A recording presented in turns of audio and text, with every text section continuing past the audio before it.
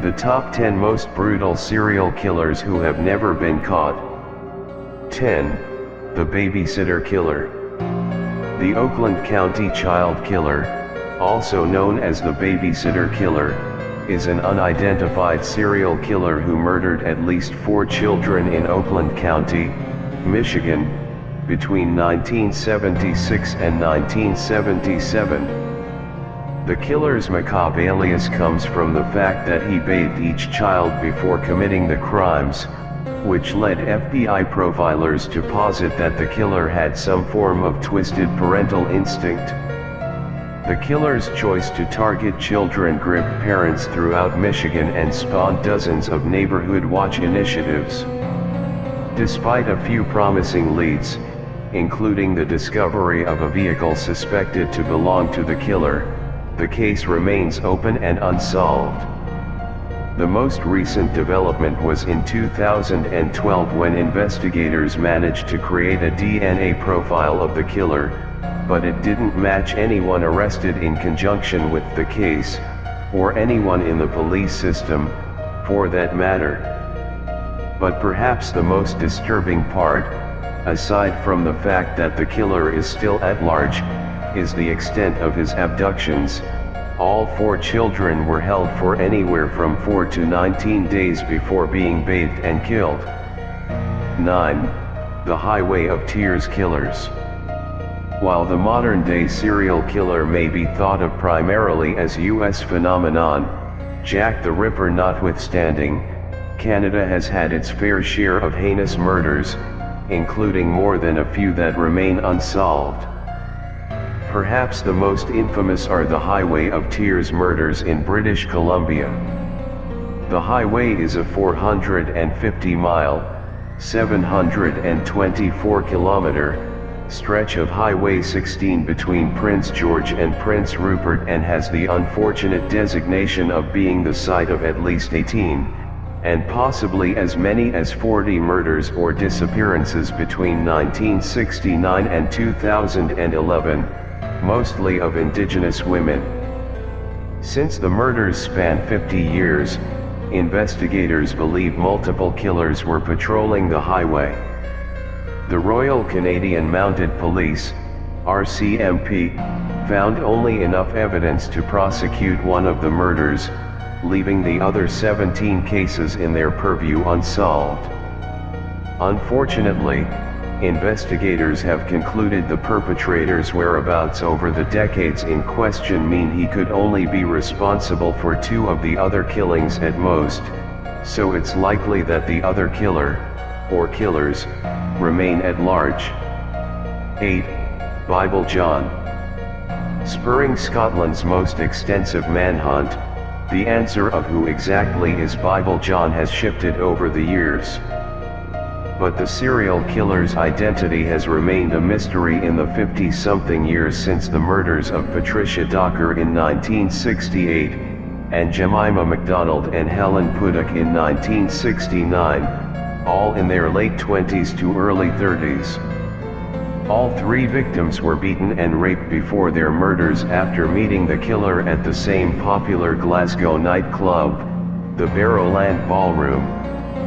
The few details known in the case came from Helen Puddock's sister Jean, who shared a taxi with her sister and the supposed killer on the night of Helen's murder. Jean's information helped investigators form a psychological profile of the killer, who supposedly made frequent references to the Bible, hence his nickname. Unfortunately, Jean died in 2010, and as she was the only witness associated with the case, the chances of finding the true identity of Bible John are next to nothing. 7. The Alphabet Killer. The Alphabet murders occurred in the early 1970s in Rochester, New York. The killer's alias comes from his choice of victims. He only chose victims, all of whom were young girls, with first and last names beginning with the same letter. The Alphabet killer's 3 victims were each raped and strangled, and while there were several witnesses, including several motorists who saw 10-year-old Carmen half naked on the side of the road attempting to escape from the killer. Police have never managed to close the case. However, police did have several persons of interest in the case, one of whom was connected as recently as 2011. However, none of the 4 men considered by authorities could be linked to the crimes, though one was sentenced to death for the murder of sex workers in Nevada. Interestingly, all of his victims also had alliterative names. 6. The West Mesa Bone Collector. With a nickname that seems as much made for a movie poster as a police investigation, the so-called West Mesa Bone Collector may be currently active in the town of Albuquerque, New Mexico, or anywhere else. The mysterious killer hit the spotlight in 2009, when police found 11 bodies buried in an area of Albuquerque called West Mesa. Following a tip that a woman had noticed a human femur bone partially uncovered in a former construction site, police excavated the area and discovered the bodies of women who'd been reported missing in 2003 and 2005. However, there are at least 13 other missing women who may also potentially have been victims of the West Mesa Bone Collector, reported missing as recently as 2006. Police considered several suspects, but lacked enough evidence to make a strong case against anyone. Recent theories have suggested that the West Mesa Bone Collector may actually be multiple people running a sex trafficking ring, possibly because many of the victims were involved in sex work. As recently as 2021, police confirmed that the case is still active, though despite police receiving roughly 20 to 30 tips per year, no new evidence has moved the case along. The reward for useful information is currently $100,000. 5. Servant Girl Annihilator. One of America's first known serial killers, the Servant Girl Annihilator, as he was called in the parlance of the time, killed 7 women and 1 man in Austin, Texas, between December 1884 and December 1885. All the victims were domestic staff, either killed while sleeping or dragged out of their beds and killed outside their homes. In just one night, December 24, 1885, the killer murdered 3 victims with an axe, a signature that earned him his more politically correct nickname, the Austin Axe Murderer. Because the case was nearly 125 years ago, police records are spotty, though a New York Times article from December 26, 1885, wrote that more than 400 people had been arrested in conjunction with the case. Modern researchers have suggested that the Austin Axe Murderer may be none other than Jack the Ripper himself, who sent Londoners into a panic just 3 years later in 1888.